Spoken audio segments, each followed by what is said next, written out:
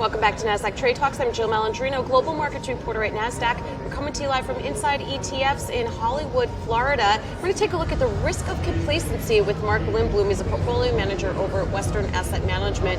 And Mark, after a year that we had in 2019, a little bit of volatility coming back in January, if you were complacent on a day like Friday or Monday, it kind of catches you off guard.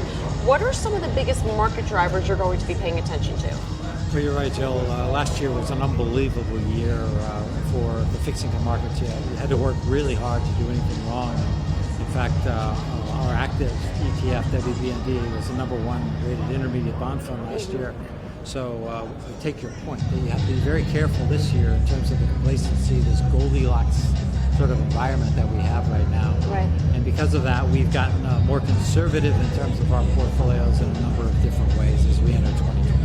All right, and let's talk about your market outlook and expectations for 2020. Clearly, there's going to be some volatility in the U.S. markets as we get closer to the U.S. election, but now we're looking at other geopolitical issues in Iran. Then you have what's going on with China with the coronavirus. There's a couple of outliers that we weren't talking about in the beginning of at the end of December. We weren't, and one of the things that we have built into our portfolio based upon those unknowns is good diversification, and particularly when you look in the fixed income markets, the issue of duration and interest rate sensitivity.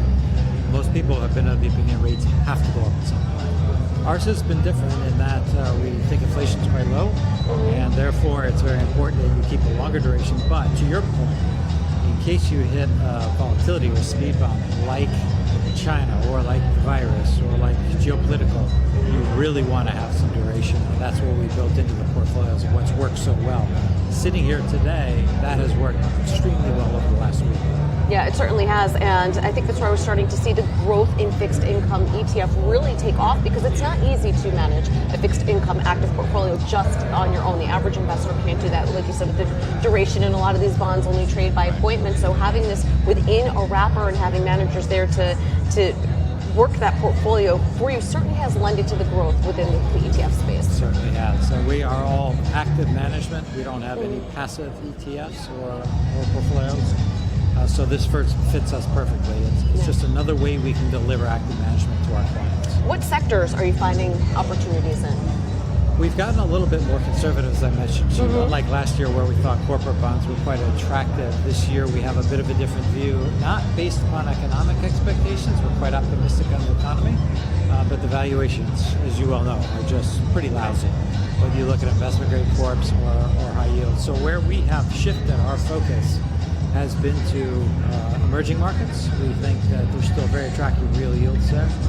Very boring things like agency mortgages, a place to hide out, if you will, and then very select areas of the high yield market and the bank loan market where we think that there's still good value. Yeah, it's really interesting. Let's go back to high yield for a second. This is a big conversation that we've been covering today as well. Certain stocks do have high yield, certain bonds do have high yields because the underlying isn't performing as well, and that's how you see the yield increase. But when you look at high yield, if you have a company that has good cash flows and they're growing their dividend and they're buying back shares, is that what you look for, healthy companies underlying the high yield? We are. We're looking at companies with the help of our analysts in certain specific sectors where leverage is under control, that they are not issuing debt and bank loans repeatedly, that we feel that they're good businesses, good management, and those are the types of companies that we love. We're being very select this year. Unlike last year, we think this will be a bond pickers year, not everything going up and down. All right, well, someone at Inside ETF seems to agree. I have some celebration music going. Mark, it was great to see you. Thanks for joining us. Thank you. And thanks for joining us at Inside ETFs. I'm Jill Malandrino, Global Markets Reporter at Nasdaq.